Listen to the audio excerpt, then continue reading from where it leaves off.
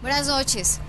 Bienvenidos a la segunda parte de este gran especial de 3 capítulos dedicados al fracaso de la lucha antidrogas. El jueves pasado, la ONU presentó en Viena un informe contundente. Colombia sigue siendo el mayor productor de hoja de coca del planeta, con más de la mitad de la producción mundial. Con decirles que supera países como Perú y Bolivia, un país en donde cultivar coca es legal.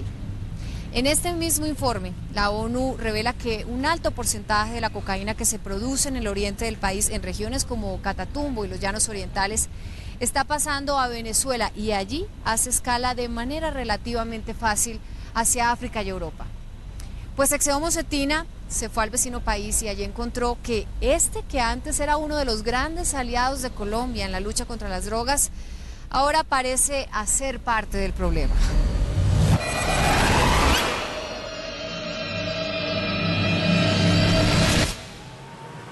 Muchos expertos venezolanos antidrogas lo afirman sin rodeos. Venezuela es un puente crítico de envío de cocaína hacia el exterior. Y esa es una verdad mucho más inocultable ahora, según Mildred Camero, expresidenta de CONACUY, la Comisión Nacional Antidrogas, que en 2000 combatió el tráfico de cocaína en Venezuela.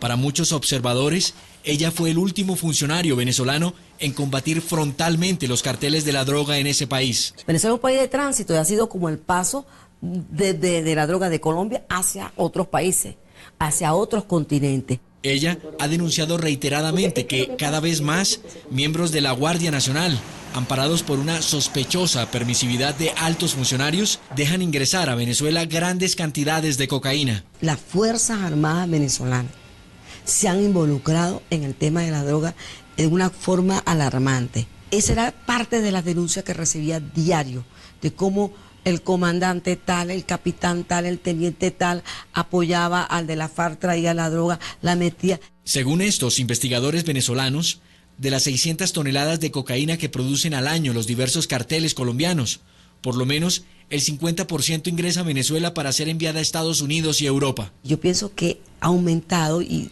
pienso que las toneladas están entre 350, 300, 400 toneladas anuales que pasan por Venezuela.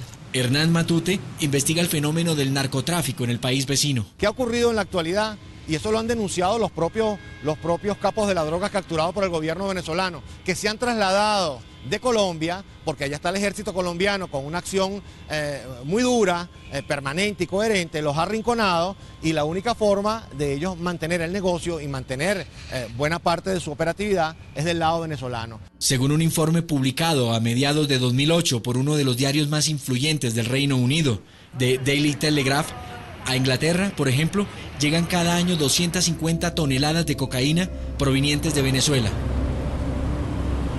Un informe de la Oficina Antinarcóticos para el área latinoamericana del Departamento de Estado de los Estados Unidos indica que en 2006 el número de vuelos calificados de sospechosos que salieron de Venezuela hacia países como Haití y República Dominicana se duplicó, llegando a 165 vuelos. El zar antidrogas de Estados Unidos, John Walters, reitera que esta situación sigue presentándose.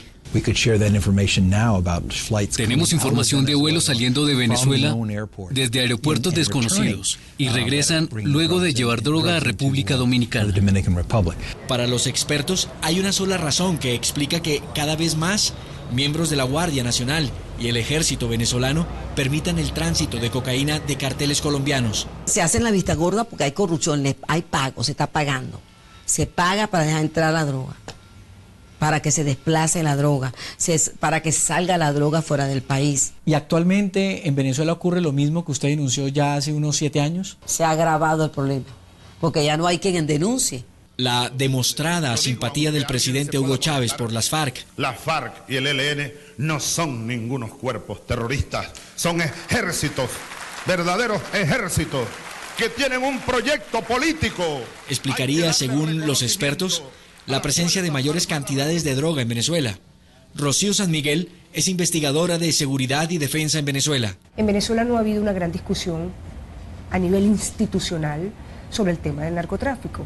Siempre se encuentran excusas, siempre se encuentran alguna que otra muestra de la detención de un cargamento, pero todos sabemos que cuando ocurre una detección de un cargamento de droga, pues eso representa apenas el 10% o el 15% de lo que realmente puede llegar a pasar por un país.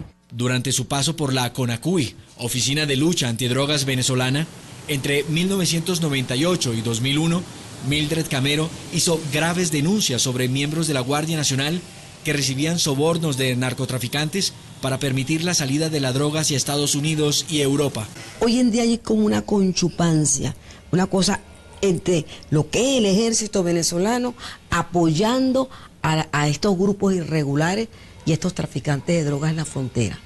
Eso es, mira, ya es casi que lo sabe toda Venezuela, porque lo mismo lo ha denunciado Colombia. Según Camero, a raíz de sus denuncias hechas entre 1999 y 2001, fue removida de su cargo. La última vez que hablé con el vicepresidente, supe que a la semana fui removida del cargo.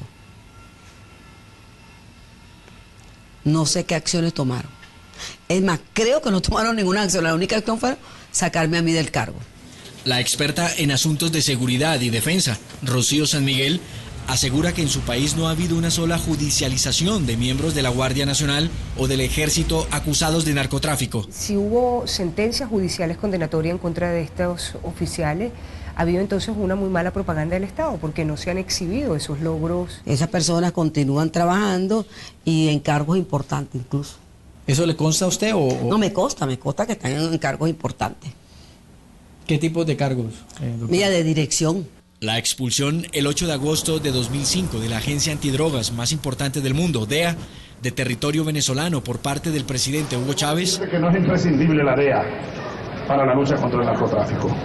Por supuestos actos de espionaje, puso en entredicho la voluntad de Chávez de luchar contra el narcotráfico. Tenemos excelentes relaciones alrededor del mundo con gobiernos extranjeros, pero Venezuela ha decidido darle la espalda a esta cooperación. Sabemos que en estos tiempos modernos no podemos lograr progresos contra esta amenaza transnacional si no trabajamos juntos como socios. Esto nos afecta a todos, no solo a uno. Comienza entonces a especularse sobre el nivel de involucramiento institucional que puede tener un Estado frente al problema. Sin embargo, según información de la Oficina Nacional Antidrogas de Venezuela, hasta el pasado mes de noviembre de 2008 se había incautado en el país 2 toneladas de cocaína y capturado 10 narcotraficantes extranjeros que operaban en Venezuela. Pero para los expertos, estas acciones son insustanciales. El gobierno venezolano dice que eso no es así. Que las cifras indican que hay mayores decomisos y nosotros le recordamos a las autoridades que hay unos estándares internacionales que dicen que solamente se decomisa aproximadamente entre el 10 y el 20% de lo que se produce, de lo que se consume y de lo que se distribuye. No es contundente, no es eficaz. Séptimo Día acordó para este viaje una entrevista en la Oficina Nacional Antidrogas que dirige Néstor Reverol, pero la cita fue cancelada por este organismo sin ninguna explicación. Nosotros tenemos que denunciar y tenemos que decir qué es lo que está pasando en el país. No podemos seguir diciendo que no está pasando nada. La segunda estación de esta nueva narcorruta se encuentra en varios países de África Occidental, especialmente en uno muy pequeño llamado Guinea-Bissau.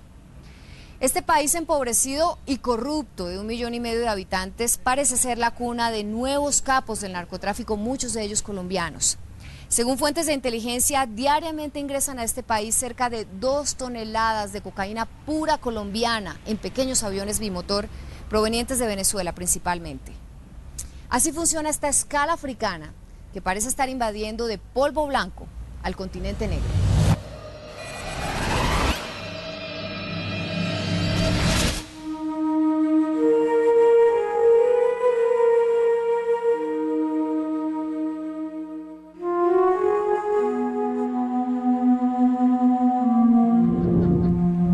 Cuando se piensa en África, estas son las imágenes más comunes que se nos vienen a la cabeza.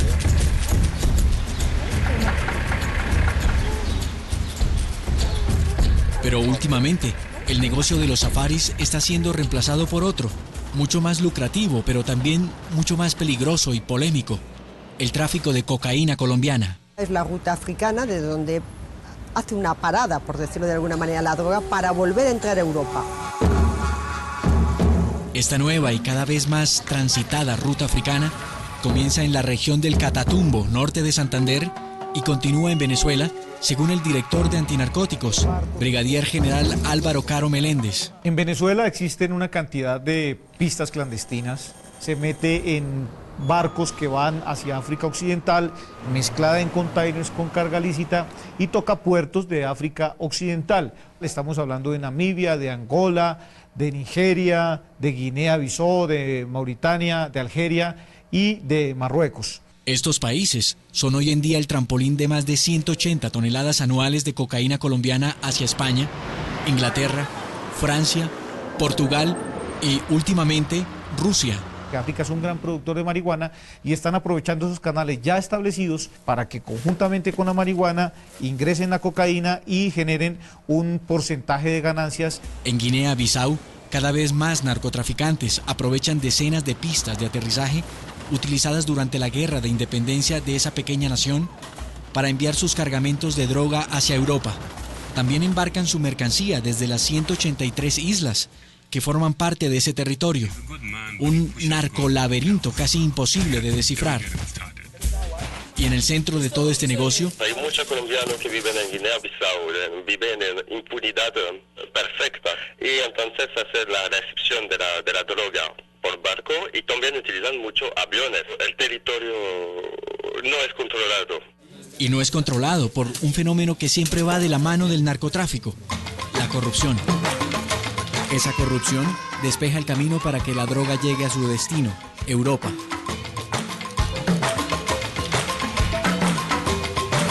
Desde un continente conocido como el continente negro, pero que con la actual avalancha de cocaína se podría estar convirtiendo en el continente blanco.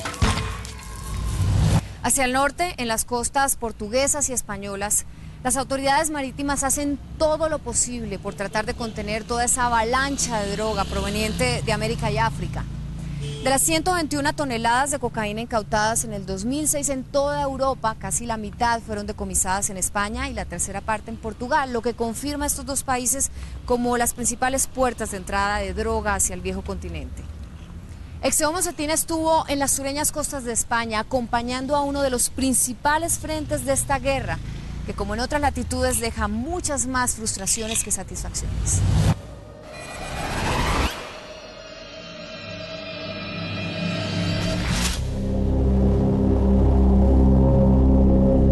Son las 11 de la mañana en pleno mar Atlántico. En cualquier momento podría aparecer en el horizonte alguna embarcación cargada de cocaína. Aquí, en este mar agitado, frente a las costas occidentales de África, los narcotraficantes se la juegan toda, luego de un incierto viaje de 4.900 kilómetros desde Sudamérica. En el confín brumoso que ustedes observan en el fondo se encuentra el continente africano. De países africanos como Guinea, Senegal y Marruecos parten muchos cargamentos que tocan costas africanas y se aventuran después por estos mares hacia Europa. Es por eso que, como en el juego del gato y el ratón, policías españoles y narcotraficantes, que en este nivel no son colombianos sino africanos contratados, libran un intenso duelo en el que unos intentan cerrar el paso y los otros se esfuerzan en evadir dicha vigilancia. Esta unidad de la Guardia Civil lleva 24 horas en los mares del sur de España intentando parar el paso de toneladas de cocaína de alta pureza. Esta es una parte de la costa de la isla de Tenerife, la mayor del archipiélago de las Canarias. Estas aguas son custodiadas día y noche por 7.000 efectivos de la Guardia Civil y de la Policía de España, ya que es el primer territorio de la Comunidad Económica Europea que encuentran los cargamentos de cocaína que provienen de Sudamérica. Los hombres de la policía y de la Guardia Civil saben que esta es su última oportunidad para interceptar los cargamentos de cocaína. Es ahora o nunca, pues saben que si los narcotraficantes logran atravesar este punto, no verán un gramo nunca más. Siempre que tenemos conocimiento a través de los servicios internacionales de policía, de información, de que un buque se dirige a Europa cargado de cocaína, se inicia el dispositivo de interceptación normalmente en alta mar. Según la Guardia Civil, un solo barco puede llegar a transportar 2 toneladas de cocaína. En el año 2006 interceptaron 22 buques en alta mar. Pero son la Zodiac y los pequeños veleros los que más dificultades causan al cuerpo policial español que patrulla estas aguas. Hemos hecho interceptaciones en veleros de una persona o 2 personas que pueden llegar a manejar o a transportar entre 600 y 1000 kilogramos en un pequeño velero cruzando el Atlántico y son más fácilmente eludibles a los controles. Sin embargo, toneladas de cocaína logran ingresar al país, en donde un kilo se cotiza en $47.000, 22 veces más de lo que cuesta en Colombia, en donde se paga por un kilo de coca $2.200. Indudablemente que puede entrar droga, porque entra y porque es una realidad, pero mantenemos un control y siempre los medios, al ser ilimitados, siempre podrían ser más. Justamente aquí, en la playa de Médano, en Tenerife, una de las más vistosas para los turistas de todo el mundo, se hizo una de las mayores incautaciones de droga de los últimos días por parte de la Guardia Civil y la Policía Española. La droga iba para el resto de Europa. ¿Ustedes creen que pueden combatir, ganar esta guerra que le tienen declarada a ustedes a los narcotraficantes? Cuando se la gane Colombia a los narcotraficantes puede ser que sí. Pero cuando ustedes también dejen de consumir, entonces nosotros podemos ganar la guerra a la droga. No consumo. No, pero los españoles. Ah, bueno, por supuesto que sí. Por lo pronto, esa guerra que se libra en el mar entre carteles colombianos y cuerpos policivos españoles continuará dándose todos los días, mientras que el mercado de consumidores crece y espera ansioso en tierra un gramo más. Después del corte, Exeomo Cetina les revelará las evidencias y las razones que ubican a España como uno de los 2 países con mayor consumo de cocaína en toda Europa. No se vayan. Lucha antidrogas, batallas ganadas, guerra perdida. Lucha antidrogas, batallas ganadas, guerra perdida.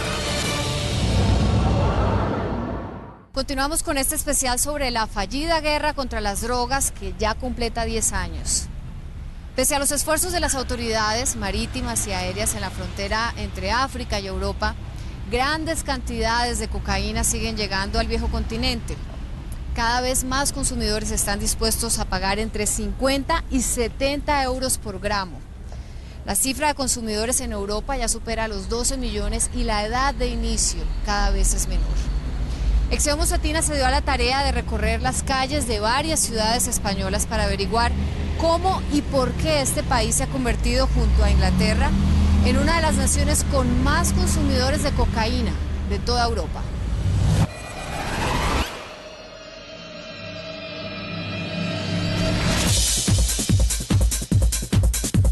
Según el Informe Mundial de las Drogas de la Organización de Naciones Unidas, ONU, España es, después de Estados Unidos, el país que más consume cocaína en el mundo, con un 2.7%.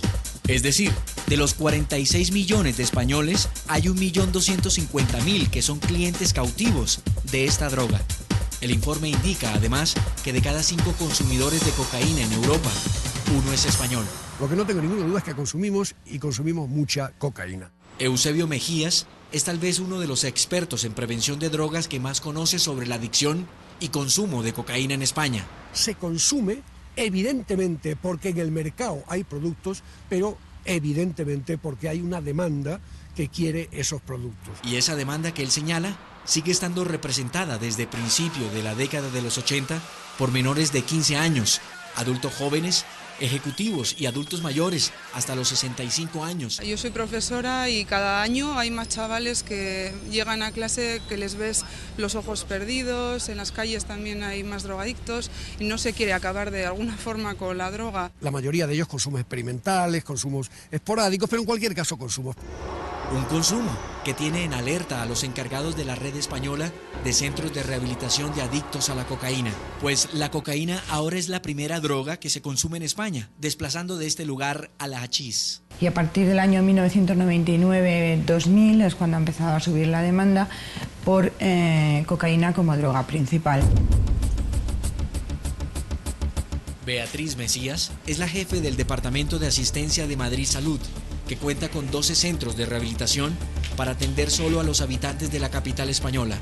Es una droga que está de moda y además es una moda que se asocia con ambientes lúdicos y de ocio, y pues llega un momento evidentemente que empieza a extenderse el consumo entre la población. La situación de consumo en el país es tan crítica que solo en este centro de rehabilitación en Madrid se pasó de 767 adictos a la cocaína atendidos en 2000 a 3.427 adictos a esta misma droga en 2007. Indagamos a la delegada del gobierno español para el Plan Nacional sobre Drogas, Carmen Moya, sobre las alarmantes cifras de consumo. Hemos hablado con personas que tienen centros de rehabilitación y nos hablan de una mayor afluencia de consumidores de cocaína. ¿A usted no le dice esto que ha aumentado la demanda de consumidores de cocaína aquí en España? Lo que me dice es que gente que lleva años consumiendo cocaína, aproximadamente una media entre 5 y 9 años, está buscando en este momento ayuda para resolver su problema. Yo era un drogadicto, o sea, lo cortés no quita lo valiente. Fernando es uno de estos crecientes consumidores de cocaína que encontramos en Madrid. Al cabo de un año yo tenía 20 proveedores, si me fallaba uno yo ya tenía el contacto de otro, yo jamás he tenido falta de proveedor, jamás. Luego de 18 años de adicción a la cocaína, este ingeniero de clase media madrileño, que empezó a consumir esta droga en fiestas, decidió a mediados de este año comenzar su rehabilitación. Control de dinero. Total, voy como las monjas de clausura. Fernando cree que no hacen falta las cifras de crecimiento para demostrar que el consumo de cocaína se ha incrementado en las calles españolas. Aquí no hace falta que te digan esa cifra. Tú vas por la calle o sales un fin de semana y ves esa cifra. O sea, es que la ves. Es que es muy fácil consumir. Visitamos varios sitios aquí en España, centros nocturnos y también solitarias calles para ver qué tan fácil era comprar 1 gramo de cocaína. Allí se puede conseguir 1 gramo de cocaína por 60 euros, es decir, 150.000 pesos colombianos, unos $80. Hombre, vamos de rupita. 1 gramo, coge el coche y vas para casa, porque aquí me queda medio nomás. Pensaba que era una secreta, coge el coche y vas para casa. Yo vivo ahí encima, ¿por qué quieres que vaya corriendo? Sí, sí. Esperamos aquí, ¿no? Sí, ¿por qué no me llevas tú? A él lo conocen, a ti no. No, yo te espero acá. En calles como esta de Tenerife, hay muchos jíbaros ofreciendo cocaína en una sola esquina. Es de la buena. Si no es de la buena, no me muevo a mi casa a traerte. Lo que él sabe dónde es, que no quiso ir, ¿sabes? Sí. ¿Gramito ahí? Sí. ¿Cuánto va? ¿Cuánto? 60. ¿60? Sí. ¿Colombiana o qué? Sí. Lo que la hacen en prensa. Los mismos colombianos la cogen y la presan. La traen de allá buena, le meten tanto de corte y después la hacen en prensitas, en cuadraditos. Así que los colombianos tienen la culpa, no nosotros. Y en la lógica de los mercados, incluido este mercado ilegal de drogas, un precio estable significa que hay una demanda y abastecimiento permanentes. Digamos que el crecimiento de la capacidad adquisitiva de los españoles ha facilitado el acceso a una serie de productos y ha facilitado el mercado ilegal. Por otra parte, en España, como en muchos países del mundo, las leyes en cuanto al consumo parecen contradictorias. El consumo de este tipo de sustancias en España es un acto ilícito, no es legal, no es verdad eso que se dice de que esté legalizado, no está legalizado, es ilícito. Lo que pasa es que no está penalizado, es decir, no está sancionado penalmente. Hay una lógica que prevalece en este mercado ilícito de quienes consumen y quienes producen, que la resume de manera simple y directa un adicto español a la cocaína. Yo soy un eslabón, pero de una cadena, o sea, y sigo siendo el eslabón. He sido un eslabón de esa cadena, o sea que no me puedo quitar ni un ápice de culpa, ni un ápice. Y si por España llueve coca, en el Reino Unido no escampa. En Inglaterra y en Gales las cifras de consumo de coca siguen aumentando dramáticamente, especialmente entre jóvenes de los 14 a los 25 años. Las cifras de incautaciones de cocaína en ese país han aumentado de las 2 a las 20 toneladas en la última década, pero aún así la droga sigue invadiendo las calles como un río alucinante. Desde Londres, Mercedes Osma nos hace la radiografía de un país que está a punto de igualar a los Estados Unidos como la nación con mayor consumo de cocaína, casi toda colombiana.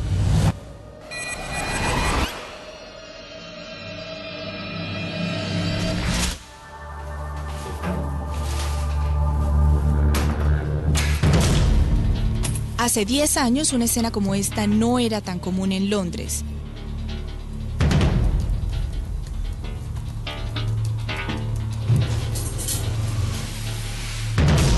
Pero hoy, cerca del 8%, es decir, casi 4 millones de ingleses y galeses, han consumido cocaína. Hoy la cocaína es la segunda droga más popular en ese país después de la marihuana, especialmente entre jóvenes de 15 y adultos de 34 años. Algo alarmante está ocurriendo aquí y en toda Europa.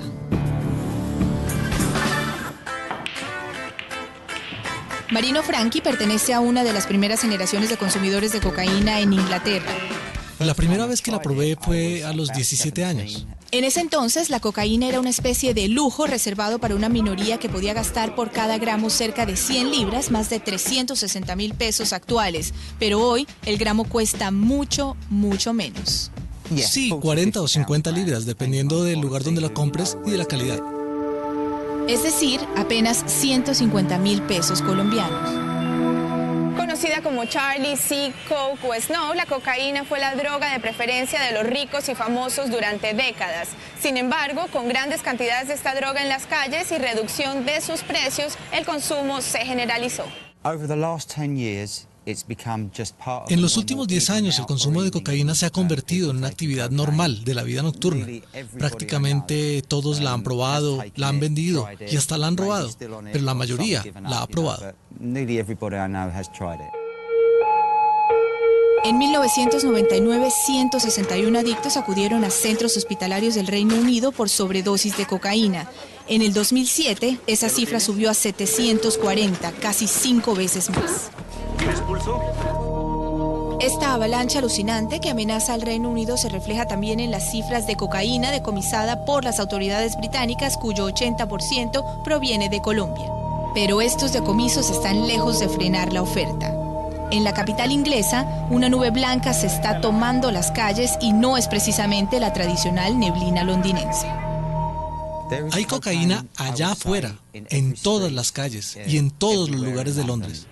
El detective Neil Wilson encabeza la Dirección de Drogas de la Policía Metropolitana de Londres. Él es otro de los soldados de esta guerra global, pero como muchos de sus compañeros de lucha, siente una gran frustración. El mercado se restablece a sí mismo y el mercado se restablece rápidamente. Un mercado que mueve cerca de 8.000 millones de dólares al año en el Reino Unido, controlado básicamente por mafias de británicos, africanos, jamaiquinos y colombianos. Estamos en Camden Town, al norte de Londres, reconocido por ser el hogar de estrellas como Amy Winehouse y Pete Doherty, que en el pasado han tenido problemas de drogas. Es también, según Scotland Yard, el lugar de mayor consumo en la capital británica.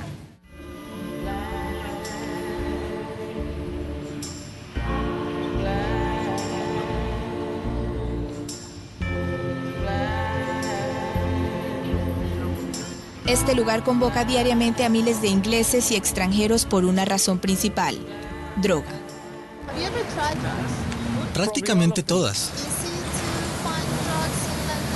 En Londres no es difícil encontrarlas. Las drogas fluyen en el mercado. Siempre han estado en Londres y siempre estarán alrededor. Londres está llena de drogas. Si conoces a la persona indicada, claro que sí. En cualquier esquina puedes encontrar montones de droga. Sí, es muy fácil encontrar drogas en Londres. Nunca he tenido problemas para encontrar coca. Nunca. Entonces sí, es tremendamente fácil. Y mientras las autoridades tratan de hacer su tarea, 66,000 personas fueron procesadas por posesión de drogas en Londres en un año. 66,000 personas. Los precios de la cocaína en las calles de Londres siguen estables y un derivado de la cocaína mucho más barato, adictivo y peligroso sigue atrapando consumidores. Se estima que en Londres hay 46,000 consumidores de crack, lo que equivale a 1 de cada 100 adultos de la capital británica. No hay duda de que el crack se está usando en las comunidades deprimidas de Londres. Según mi experiencia personal, la roca de crack al oeste de Londres costaba 10 libras 5 años atrás. Y hoy se mantiene a 10 libras. Pero el valor real de 10 libras, por la inflación, ha bajado. El precio ha bajado pese a los 600 millones de dólares que el Reino Unido invierte cada año en esta guerra. Una guerra que, si fuera realmente eficiente, debería frenar la oferta y elevar el precio. Pero los hechos demuestran que no ha sido así, ni en Londres ni en ninguno de los escenarios de esta fallida lucha. Para ser honesto, hay tantas drogas para mí en todo el mundo. En Londres, en Antigua. Hace poco estuve en Antigua. Es rampante en todo el mundo. No eliminaremos el mercado de las drogas, pero nos proponemos reducirlo a un estándar aceptable para la gente que vive en Londres. Sí, las drogas estarán aquí para siempre. Pero ¿cuál es la verdadera fuente de este creciente consumo? Para los médicos que estudian el cerebro y la adicción es muy clara. Manuel Teodoro se dio a la tarea de estudiar el verdadero motor que motiva este multimillonario negocio. Después de ver esta reveladora historia, seguramente usted entenderá por qué esta guerra es imposible de ganar.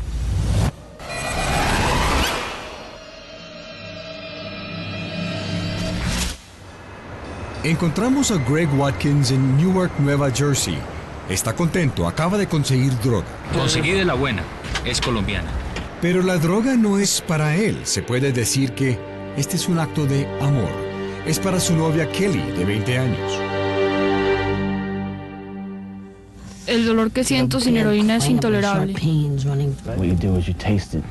Hay que probarla primero para asegurarse. El algodón es para asegurarse que no se pierda ni un granito. La inyecto en mis manos. Kelly prefiere inyectarse en el baño. Llegó el diablo. Se siente su presencia. Rezo para que pronto este demonio salga de nuestra vida. Simplemente no puede parar de consumir. Miguel Petín es uno de los más conocidos expertos en Colombia en el tema de drogadicción, la razón por la cual hay tanto consumo. En general, todas las sustancias psicoactivas alteran la bioquímica cerebral. Uno de los componentes de la bioquímica cerebral más importantes es la dopamina. Dopamina. Seguramente muchos de ustedes nunca han escuchado esta palabra. ¿Qué es exactamente la dopamina? Es el neurotransmisor que está mucho más ligado a la fuente de la excitación y del placer en el sistema nervioso. Todas las drogas, la heroína, el alcohol, la marihuana, todas ellas activan el flujo de dopamina. Nora Volkow es mundialmente conocida por sus estudios sobre el comportamiento del cerebro del consumidor y las razones para que haya tanta demanda de estupefacientes. La dopamina es un neurotransmisor que se libera con eventos placenteros. ¿Quién no quiere sentir placer? O sea, hasta cierto punto es correcto decir que es parte de la naturaleza del hombre buscar un estado alterado. La cocaína va a hacer que los niveles de dopamina permanezca ahí en el espacio entre una neurona y otra, no se elimine mientras están los efectos de la cocaína, de tal manera que la persona se siente absolutamente excitada y esa excitación lo lleva a percibirse hablando brillantemente, pensando grandiosamente. Hoy en día, neurólogos expertos en adicción ya pueden escanear el cerebro e identificar la presencia de dopamina. Este es el escáner del cerebro de un adicto. Los pequeños puntos rojos registran una baja actividad de dopamina, el neurotransmisor que produce felicidad. Este es el cerebro de una persona normal. Su dopamina abunda. La escasez de dopamina que se observa en el cerebro del adicto podría explicar su adicción a los estimulantes. Volkow, Betín y los demás médicos consultados coinciden. La adicción es una enfermedad y como todas es tratable. Pero el paciente debe estar listo. Ese no es el caso de Kelly, quien se acaba de inyectar su dosis. Me alivié. Ahora puedo funcionar. Es como si el dolor se derritiera. Siento calor en mi cuerpo. Eso es, siento calor. Como muchos adictos, Kelly no puede parar, aunque quisiera. Era pura curiosidad. Todo el mundo la estaba usando, no solo Johnny. Algo de buena tendrá, pensé. Las drogas son mucho más gratificantes que las cosas que el sistema de recompensas del cerebro recompensa en primer lugar, como la comida, el sexo o lo que sea. Y aún más en los jóvenes, cuyos cerebros no se han acabado de desarrollar. El 95% de los dependientes empezó a consumir durante su adolescencia. Yo experimenté con todas ellas, con éxtasis, con metanfetaminas, con hongos. La que más me gustó fue la marihuana. Porque me daba un sentimiento de calma, pensamientos arrolladores todo el tiempo, y eso me calmaba. Cuando el efecto pasa, todo eso se disminuye y la dopamina sale de manera abrupta y la persona experimenta una depresión, un bajonazo grande que lo lleva nuevamente a buscar la dosis. Ese es el motivo de la recaída, de la búsqueda repetitiva de estimulantes, es decir, de la adicción y la demanda.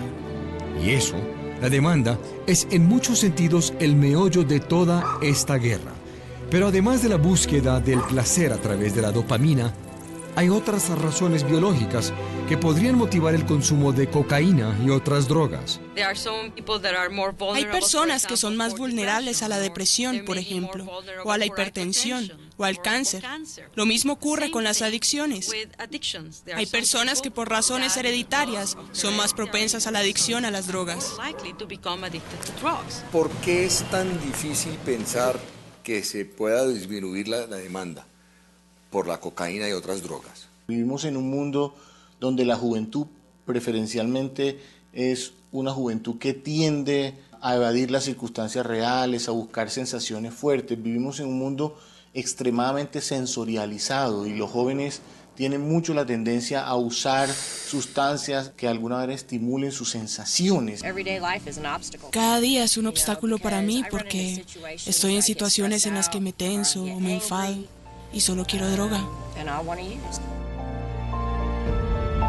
En cuanto a la drogadicta Kelly, hay algo que la mortifica. Ella tiene 6 meses de embarazo. 3 meses después visitamos al hospital donde Kelly tuvo a su bebé. Ella lleva 45 días sin consumir. Dice que dejó la droga para salvar su vida y la de su bebé. Brandon pesa 2 kilos, nació hace 2 semanas y es adicto a la droga. Él llora mucho, siento mucho dolor, sé que es mi culpa. Brandon sufrirá durante meses. El proceso de recuperación tardará años. Kelly hoy carga a su bebé por primera vez.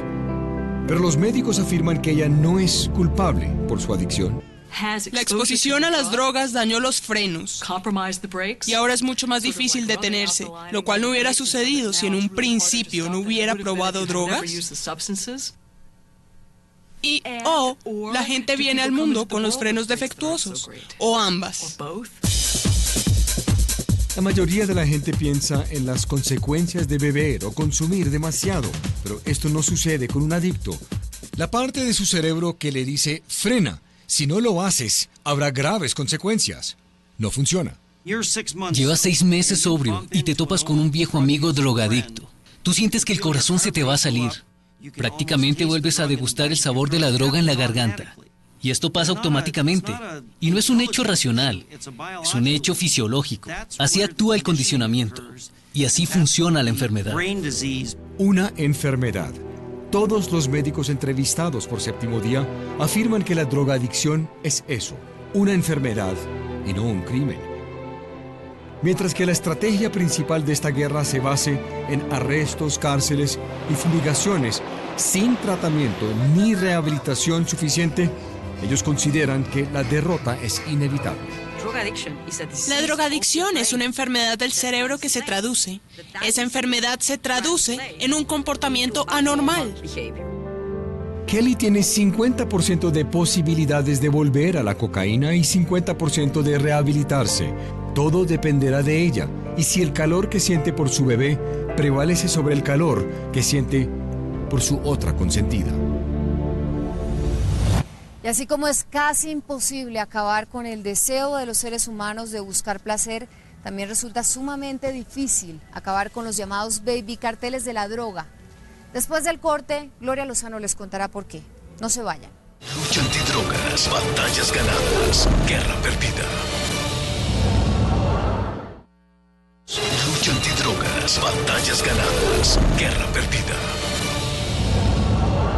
¿Quién no recuerda la muerte de Pablo Escobar, la de Gonzalo Rodríguez Gacha, la extradición de los hermanos Rodríguez Orejuela? Todas esas noticias nos dieron la sensación de que las autoridades le estaban ganando la guerra al narcotráfico, pero no fue así. Detrás de ellos venía una larga fila de traqueticos dispuestos a continuar con el negocio más lucrativo del mundo. Y aunque ya no existen los grandes carteles de antes, sí surgen a diario carteles de garaje en ciudades como Dos Quebradas y Risaralda. Allí se encuentra Gloria Lozano en busca de los minicapos del mañana que seguramente prolongarán esta guerra para siempre.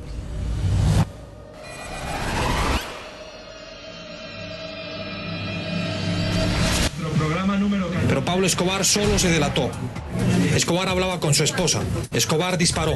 La muerte de Escobar no puede ser un pretexto para bajar la guardia o dejar acrecentar el problema. Es un proceso que culmina con la muerte de... El 2 de diciembre de 1993, en el barrio Los Olivos de Medellín, fue muerto el narcotraficante más buscado del mundo, Pablo Escobar Gaviria, alias El Patrón. En ese momento, más de un policía, más de un político y más de un agente de la DEA anunciaron el principio del fin del narcotráfico.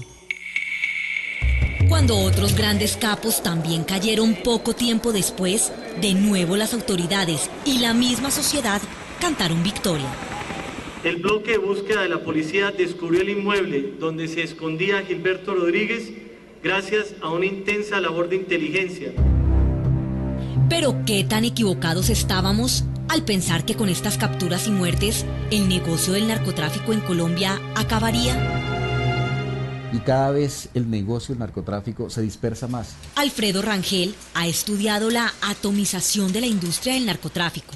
Ya en muchas decenas de pequeños cartelitos a lo largo y ancho del país que tienen menos visibilidad, que no confrontan a las autoridades, que no tienen pretensiones de influir en la política nacional.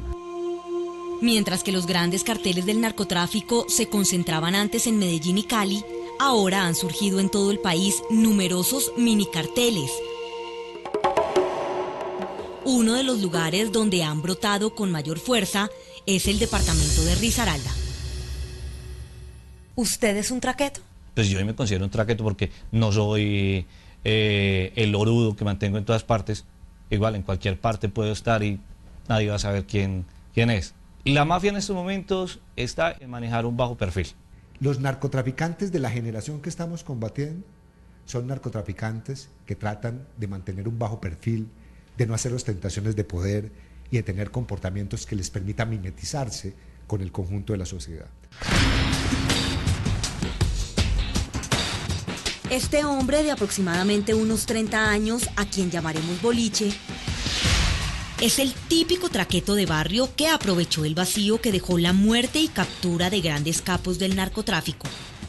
Como Boliche, hay cientos de jóvenes que pretenden conformar su propio mini cartel de drogas o cartel de garaje, como los denomina Jorge Rojas, director de la ONG CODES. Aquí se juntan 3, 4, 5 personas, deciden crear un cartel, buscan la manera de conseguir la materia prima, buscan la manera de procesar y buscan la manera de exportar. Esto se ha vuelto en una red indescifrable que garantiza en todo caso una producción de droga que la están necesitando en unos países especialmente del norte.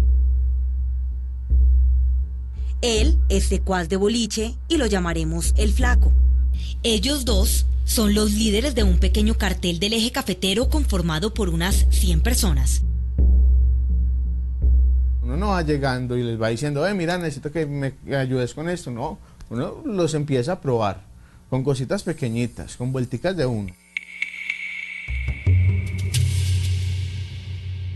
Antes, los grandes narcotraficantes enviaban al exterior toneladas de droga. Ahora carteles como el del Flaco y el Boliche exportan 5, 7 y hasta 10 kilos. Todo sale o por Venezuela o por Panamá y Estados Unidos sigue siendo un fuerte para nosotros. Pero como ha habido un incremento del consumo dentro de Colombia, ellos distribuyen también pequeñas cantidades de droga a sus llamados lavaperros, dueños de los cada vez más numerosos expendios de droga en barrios de todo el país. El traqueto ya no es la persona que tú ves a toda hora embambada, andando en los carros más lujosos. Preferiblemente anda uno en un Mazda 6, que es un carro común, un carro cómodo donde tú pasas por cualquier parte, donde las autoridades no te van a estar parando en cualquier retén. Ese bajo perfil es cada vez más necesario porque estos traquetos reconocen que si bien la gran guerra no se está ganando, en los barrios se dan pequeñas batallas con la policía que trata de ejercer control. O sea, ya no es tan fácil y ya no es simplemente llegar y mandar, y uno día a día se tiene que quemar el coco para mirar cómo va a empezar a hacer sus cosas. Uno ya tienes que planear, uno ya no puede tirar todo al tulupe. En estas calles hay leyes propias. Una de las principales es que nadie es indispensable, especialmente cuando se es traqueto. Es un negocio infinito, o sea, la capacidad de reemplazo es infinita con la cantidad de dinero que hay involucrada en este negocio ilegal. Tras de esa cabeza tú puedes tener 100 personas que quieren estar allí. ¿Cómo es? Cuando tú eres de los torcidos, todo lo cuadras es con sangre. Entonces, el que esté en la cabeza va a ser el blanco de todos. Aquí los niños desde los 12 años sueñan con ser traquetos y solo aspiran a tener una oportunidad para que un narcotraficante llegue, los reclute y les dé la oportunidad de ganar dinero fácil. ¿Tú cuántos años tienes? 12. Él es uno de los niños que quiere ser traqueto, pero como él, hay varios en Dos Quebradas. ¿Y usted quiere ser traqueto? Sí. ¿Por qué? Por cobrar venganza, atracar bancos, tener plata, tener poder. ¿Usted cuántos años tiene? 20. ¿Y usted quiere ser traqueto? Sí. ¿Por qué quiere ser traqueto? Pues hay mucha la plata y hay mucho tener todo. Todos los lobos y todo. ¿Y qué es ser un traqueto? Es vender drogas, matar gente. Lastimosamente, esta profesión, como la llamamos nosotros, tiene dos finales. O es en una cárcel o es muerto. Hasta ahora no conozco el primer traqueto que diga se murió de viejito. ¿Cuáles son sus aspiraciones y sus metas? Mis metas, es una vuelta bien grande, a ver si algo de pobre de esta vida. Pero la mayoría de ellos no lo hace por estricta necesidad, lo hace por ambición, porque ellos quieren conseguir dinero fácil, rumba y mujeres. El centro de este negocio es la ambición. Viendo que chima no conseguir plata y volverse bien famoso y ya volteé bacano, ¿no? Y ellos mantienen felices de estar con uno, porque todo el día tienen plata para llevar para la casa, tienen plata para su pinta, para sus tenis, su camisa, su pantalón de marca, tienen todo esto. Mientras que sea ilegal, el narcotráfico seguirá siendo un negocio lucrativo y por eso en Colombia, personas como el Flaco... A uno le toca seguir y en manos de Dios estamos. Y el boliche... Es una forma fácil de conseguir dinero, una forma fácil de llegar a todo lo que se quiere sin muchísimo sacrificio. Seguirán en el negocio y si son capturados, extraditados o dados de baja, serán reemplazados inmediatamente. ¿Usted sueña con ser, dentro de algunos años, un gran narco? Sí, mi amor, claro, ese es mi gran anhelo, llegar a tener mucho poder tener mando y manejar mucha droga. Porque el negocio del narcotráfico en Colombia se democratizó. Para seguir conectados con Séptimo Día y ver todos nuestros programas, ingrese a la página de internet www.caracoltv.com. Muchas gracias por acompañarnos. Los dejamos con un avance de la tercera parte de este especial que el próximo domingo tiene un ingrediente muy especial: las posibles soluciones a este problema que agobia a toda la humanidad. Hasta entonces. Por esta frontera ingresa el 80% de la cocaína que se consume en Estados Unidos. En este momento estamos en territorio mexicano, no muy lejos de Reynosa. Estas pequeñas selvas funcionan muy bien para que un narcotraficante se pueda esconder. Aquí tienes el Río Grande y al otro lado estás viendo territorio norteamericano. Mientras esto ocurre en tierra, miles de mulas siguen transportando droga por aire. Y cuando caen, sus familias sufren las consecuencias. Jeremías, te extraño tanto. Pronto volveré a casa contigo y todo va a estar bien cuando yo vuelva. ¿Cuáles son las soluciones alternativas al problema del tráfico y el consumo de drogas? El modo de salir de esto es relajarse, no seguir presionando. Lo mismo sucede con la guerra contra las drogas. Mientras más duro luches, más te vas a estancar. No se pierda el próximo domingo en Séptimo Día la contundente conclusión de este especial. Lucha antidrogas, batallas ganadas, guerra perdida.